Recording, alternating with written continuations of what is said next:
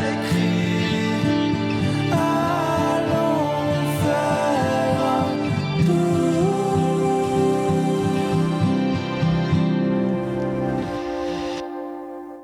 RGB 99.2.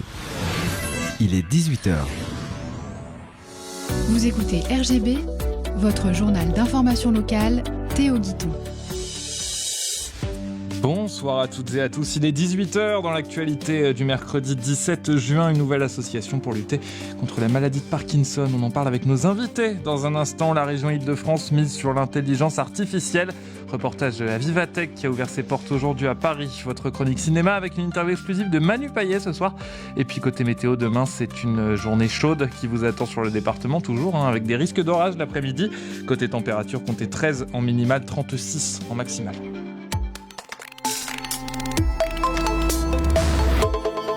Une famille expulsée ce mardi d'un logement social qui avait servi de nourrice dans un dossier de trafic de stupéfiants à Montmorency. Lors d'une perquisition menée en janvier 2025 dans cet appartement situé rue de la Forêt, les enquêteurs ont saisi 32 kilos de cannabis, près de 20 000 euros et aussi des armes avec des munitions. Une procédure civile engagée par le bailleur avec l'appui de la préfecture a permis la résiliation du bail et la reprise du logement qui doit maintenant être attribué à une autre famille. Le préfet du Val d'Oise rappelle que même si le délinquant n'est pas titulaire du bail, on est responsable des personnes que l'on héberge. Depuis 2023, 28 expulsions de ce type ont déjà eu lieu dans le département. On le disait dans les titres, une nouvelle association pour lutter contre la maladie de Parkinson. Véronique Laplane, Régis Laplane, bonsoir. Bonsoir. Bonsoir. Merci de nous accueillir. Mais avec grand plaisir, vous êtes membres tous les deux de cette association des Ailes pour Parkinson, une association, on l'a dit, qui lutte contre la maladie de Parkinson. Évidemment, on va y revenir. Elle est née de quoi, cette association ? Alors, elle est née de façon très simple. Je suis moi-même atteinte de la maladie de Parkinson. J'ai été diagnostiquée à l'âge de 46 ans. Je viens de fêter mes 12 ans de diagnostic. Et je trouve que je suis relativement en forme. Donc, autant que je fasse quelque chose de moi et trouver de l'argent pour la recherche contre la maladie de Parkinson. Justement, est-ce qu'on peut revenir d'abord sur c'est quoi la maladie de Parkinson très concrètement ? Parce qu'en général, dans la culture populaire, on l'associe au tremblement, mais c'est pas que ça en réalité. Alors, ce qui est surtout embêtant, c'est que les gens confondent Parkinson et Alzheimer. Ça, c'est deux choses complètement différentes. Alors, Alzheimer, c'est un problème de mémoire. Parkinson, c'est entre autres un problème de tremblement. C'est majoritairement comme ça qu'on est atteint. Le problème qu'il y a, c'est qu'on est malade de plus en plus tôt et on associe la maladie de Parkinson à des seniors. Or, ce n'est pas franchement le cas. C'est souvent la raideur dans les mouvements Parkinson. C'est des mouvements qui sont de plus en plus difficiles. C'est en fait des neurones qui ne produisent plus de dopamine, donc des neurotransmetteurs qui fonctionnent plus normalement. Aujourd'hui, on ne peut pas la soigner totalement, la maladie de Parkinson. On ne la soigne pas du tout. Oui, mais on peut la limiter, du moins, avec des traitements. C'est votre cas, j'imagine, vous êtes suivi. Alors, moi, je suis suivie à La Pitié-Salpêtrière. C'est là où j'ai été diagnostiquée. J'ai un traitement qui me va plutôt bien. J'ai un environnement familial, un environnement médical, un environnement amical qui fait que je trouve que j'ai une belle vie. C'est déjà une chance aussi d'être entouré, énorme. Effectivement. Il y a aussi ceux qui ne le sont pas. Ouais. Des Ailes pour Parkinson, vous l'avez créé fin mars 2026, c'est tout 30 nouveau. Juin 2026, précisément. 30 mars 2026, c'est ça. L'idée, donc, c'est soutenir la recherche. Ça passe par quelles actions ? C'est quoi votre volonté aujourd'hui ? Alors, l'objectif, c'est de récupérer des fonds de deux façons, sous forme de mécénat, donc se rapprocher des entreprises pour récupérer des fonds, et aussi organiser des événements festifs, j'insiste sur le mot festif, du type concert, du type lecture de poèmes en duo, puisque Régis est poète, et nous sommes en train d'organiser une vente aux enchères d'objets d'art qui est prévue le 31 octobre à la Galerie d'art de Magny-en-Vexin, le Hangar des Arts. Je voudrais qu'on revienne sur ce mot festif. Effectivement, vous avez appuyé dessus. Il y a une volonté de ne pas être dans le fatalisme, d'essayer de rendre ça joyeux le plus possible. Exactement. Et alors, vous ne verrez pas tous le logo que nous avons créé, mais j'ai voulu un logo coloré, avec des lettres qui s'envolent pour essayer de montrer qu'il y a pour essayer de trouver un peu de légèreté dans cette pathologie. Donc aujourd'hui, vous cherchez aussi justement ces mécènes-là. Oui. Il y a une volonté, oui, de financer la recherche. Qu'est-ce que vous leur dites aux entreprises, aux associations que vous croisez? Bah, déjà, je leur montre que moi, je suis malade et je m'en tire pas si mal que ça, ce qui n'est pas le cas de tout le monde et il y a pas 40 solutions pour faire avancer la recherche, il faut des sous. Aujourd'hui, on répond à votre appel? Ça avance? Il y a des choses qui Alors, j'ai qui déjà font? une promesse de don de 3 000 € de Prevlink Mmh. et je suis sur j'ai quelques contacts également, pour l'instant, à joindre. Pour revenir sur cette maladie de Parkinson, quelques chiffres quand même, c'est important de dire qu'en octobre 2025, 272 500 malades en France, 25 000 nouveaux cas chaque année. Et vous le disiez, des malades qui sont de plus en plus jeunes. Comment Oui. ça s'explique?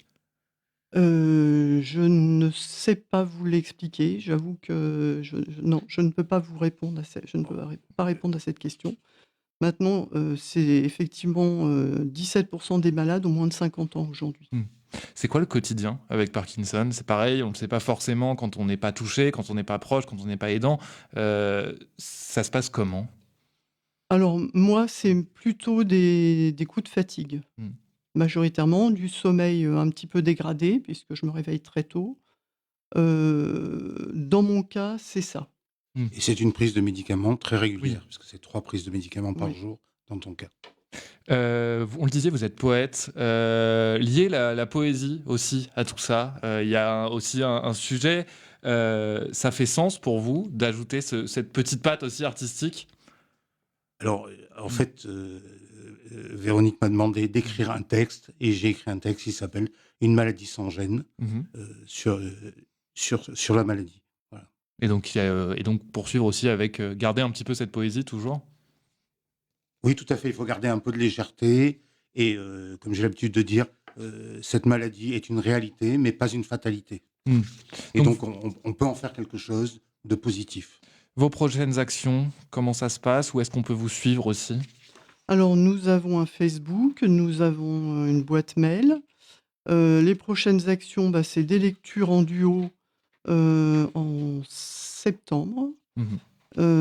C'est, un concert, c'est, la vente aux enchères le 31 octobre et puis plein d'autres petits projets, enfin petits, façon de parler, mais qui sont pas assez avancés pour que je puisse vous en parler aujourd'hui. Mais on aura l'occasion évidemment de vous recevoir Bien une sûr. nouvelle fois. Merci beaucoup d'avoir été avec nous. On le rappelle, cette association des ailes pour Parkinson.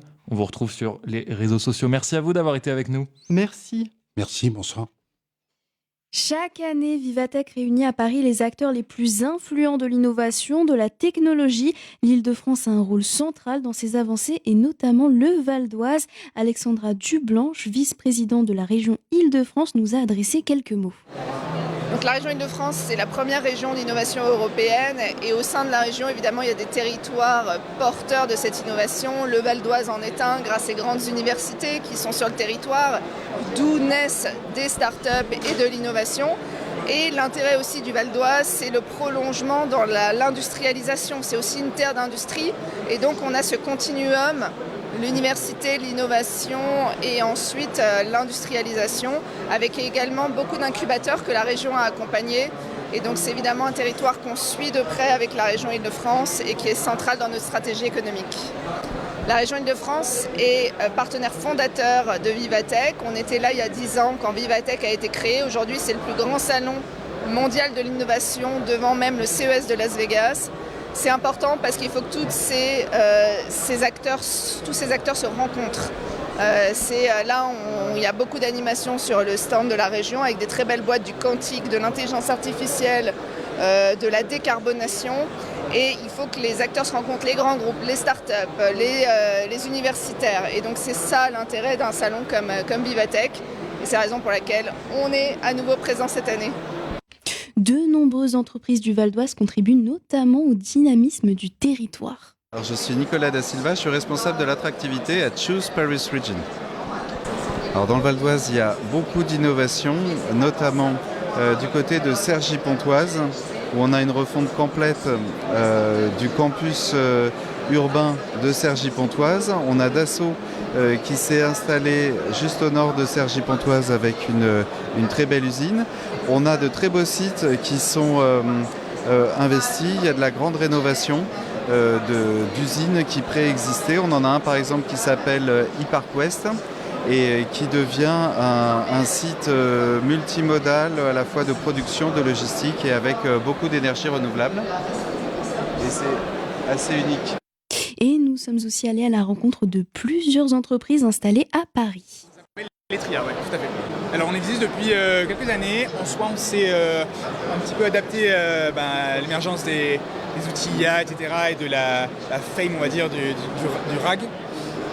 Et du coup, on propose ce service-là depuis maintenant 2 ans. Ça a un petit peu évolué, la technologie derrière. Là, on travaille en collaboration avec la région Île-de-France. Ils ont en gros besoin de notre solution afin d'aiguiller leurs utilisateurs, donc des personnes comme vous et moi, qui vont nécessiter quelques informations sur des aides régionales disponibles.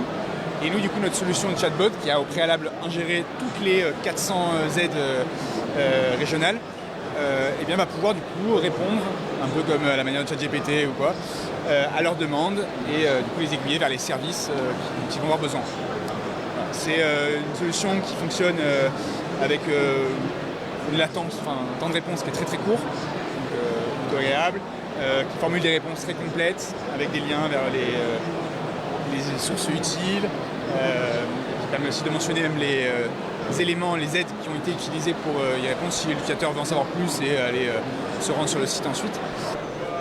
Donc moi je suis Laurent Prost, je suis Product Manager chez Alice & Bob. Donc Alice & Bob est une start-up française qui a été créée en 2020 pour faire un ordinateur quantique.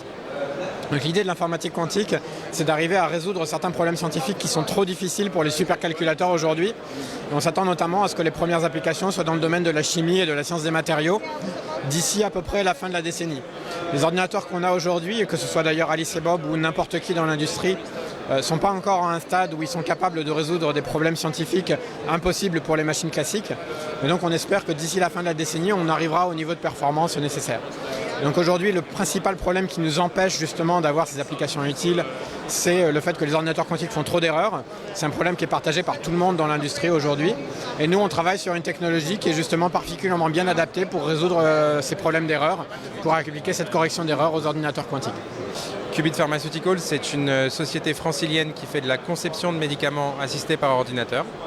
On utilise des technologies de calcul haute performance, d'intelligence artificielle et de calcul quantique pour améliorer les prédictions, les simulations de molécules que l'on fait. L'idée, c'est que dans l'industrie et même dans la vie de tous les jours, on utilise la simulation pour des centaines d'applications. Par exemple, aujourd'hui, il n'y a pas une voiture ou un avion qui n'a pas été d'abord simulée sur ordinateur. On l'a construite entièrement sur ordinateur. Et quand elle est produite pour de vrai, ce qui s'est fait sur ordinateur, ça correspond à la réalité. Ça, c'est parce qu'on a bien maîtrisé les lois de la physique, on sait les calculer, et donc ce qu'on va concevoir va correspondre à la réalité. Quand on parle d'atomes, de molécules, de médicaments, c'est beaucoup plus compliqué, parce qu'en fait, les lois qui régissent les interactions entre atomes, entre molécules, sont liées à la mécanique quantique, qui est une physique qu'on ne peut pas résoudre de manière parfaite sur un ordinateur classique. Donc il faut faire des approximations, et une approximation, ça peut toujours venir avec des erreurs. Et nous, on essaye de réduire au maximum ces approximations, tout en contenant le coût, parce que plus on est précis, plus c'est cher, en faisant en sorte qu'elles soient rapides et qu'elles puissent travailler sur des grands systèmes, parce que la biologie, c'est des très grands nombres. Et Vivatech se poursuit jusqu'à samedi avec encore de nombreuses découvertes à venir. Pour plus d'informations, rendez-vous sur vivatech.com. Une projection débat exceptionnelle organisée autour du film L'Abandon, consacré à Samuel Paty. Vous le savez, ce professeur de Conflans, assassiné en 2020. Rendez-vous vendredi à 19h au cinéma Pathé de Conflans-Sainte-Honorine pour une séance suivie d'échanges avec l'équipe du film. Le comédien Antoine Reynards, le réalisateur Vincent Garanc, la productrice Marion Deblay, ainsi que Stéphane Simon, auteur du livre Enquête les derniers jours de Samuel Paty, qui a inspiré le long métrage Réservation conseillée sur pathé.fr. Et puis le cinéma, il en est toujours question. Pour cette chronique cinéma, Damien Morel est allé à la rencontre de Manu Payette. On l'écoute. Ah bon, il n'a pas de prénom. Oublie que t'as aucune chance, vas-y fonce. Rubrique cinéma. Manu Payette, dans votre nouveau film Devient génial, vous jouez Mathias, un prof d'espagnol qui, pour se rapprocher de sa fille, se fait passer pour un prof d'allemand. D'où vous vient cette passion pour les LV2 ? En fait, ce qui me fait marrer, c'est qu'on ait tous une histoire en France avec ces 2 lettres et ce chiffre LV2. Il y a toujours eu les teams anglais, allemand, espagnol. Moi, j'ai fait espagnol, j'ai jamais fait allemand. Donc je n'ai aucune notion d'allemand. Et ça tombait bien parce que Mathias n'est pas prof d'allemand. Et c'est tout le quiproquo. Exactement. Avec lequel démarre le film, et ça fonctionne super bien. Merci beaucoup. Ça vous a plu d'incarner ce personnage ? Oui, beaucoup, parce que j'aimais beaucoup la relation avec sa fille, et puis j'aimais beaucoup aussi le fait d'être prof. Moi, c'est un métier que j'aurais bien fait si j'avais pas réussi à réaliser mon rêve de monter sur scène et de jouer la comédie. Je trouve qu'aujourd'hui, encore plus, ça a une résonance toute particulière. C'est un métier qu'il faut célébrer, qu'il faut protéger. Donc oui, j'ai beaucoup aimé incarner ce professeur, même si c'est un professeur qui fait des bêtises. Et alors, est-ce qu'au cinéma, la comédie, c'est une langue vivante qui s'apprend ? Ah, vous avez 2 heures.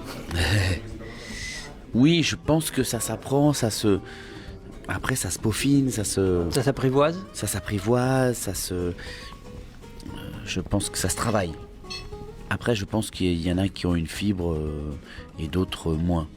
Le sens de l'humour, c'est... faut avoir un sens de l'humour, évidemment, déjà. Et c'est pas donné à tout le monde. Déjà, c'est même pas tant de jouer la comédie. Même avant ça, le sens de l'humour. Donc il faut déjà avoir un sens de l'humour, puis avoir un sens de la comédie, parce que jouer la comédie, c'est raconter, se servir de soi pour raconter un moment, une histoire, un personnage, voilà. Servir quelque chose de manière drôle. Il y a plusieurs étapes. Hein. Oui. C'est de la musique, ouais, exactement, c'est de la musique. C'est pour ça que Louis de Funès était pianiste. Hein. Ça s'entend. Exactement. Et enfin, pour terminer, vous, Manu Payette, vous avez réalisé votre premier film en 2014, Situation amoureuse, c'est compliqué. Alors déjà, on espère que ça va mieux. Et on aimerait savoir si vous avez d'autres projets, d'autres envies en tant que réalisateur. S'embarquer dans un film, c'est vraiment... En fait, j'ai tellement de respect pour ça. J'aime tellement ça. Vous voyez, depuis tout à l'heure, on discute, on est devant des affiches qui défilent de cinéma, des films, cette interview se déroule dans un cinéma.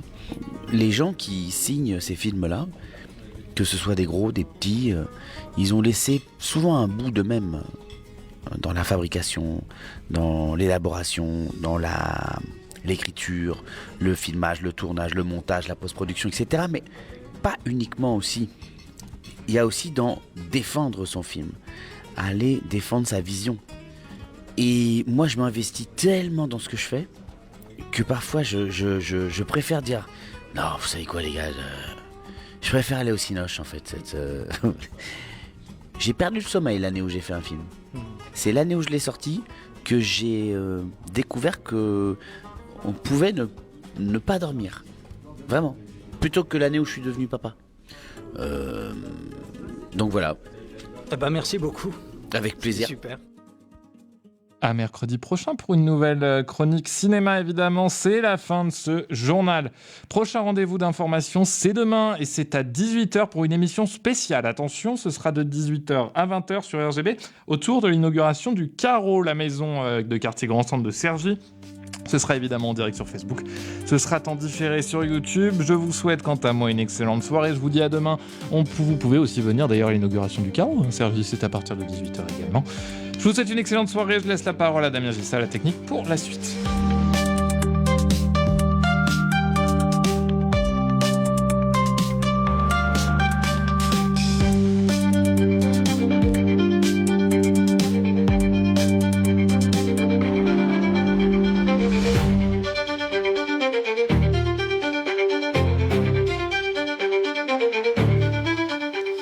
Et du côté du programme pour ce soir sur votre radio locale, si vous avez loupé l'émission Au cœur de RGB, session de rattrapage, rediffusion ce soir à partir de 19h, juste après ce journal, l'occasion de retrouver toutes les anecdotes qu'on a partagées avec Luc, Farid Rouas et moi-même, voilà, Au cœur de RGB, pour vous présenter les différentes émissions qui composent cette radio, bien sûr. Donc l'émission de radio sur les émissions de radio, c'est très clair, c'est Au cœur de RGB ce soir à partir de 19h. Et puis à partir de 21h, vous retrouverez Richie Myers pour l'Odyssée du rap, avant de terminer avec l'After Urbain à partir de 22h. DJ Phase et toutes leurs équipes, Mélange Diac, le U et plein d'autres. Et puis une autre session de rattrapage, bien sûr, en direction de Haïti. Bien évidemment, c'est Bienvenue en Haïti avec Wilkinson Pierre-Louis à partir de 1h du matin. Très bonne soirée sur l'antenne de RGB, que ce soit sur le 99.2 FM, radio-rgb.net ou encore les applications pour mobile, les radios associatives, Radio Player, Radio Line et plein d'autres. RGB, toujours en direct de Cergy-Pontoise, du Val d'Oise et même au-delà.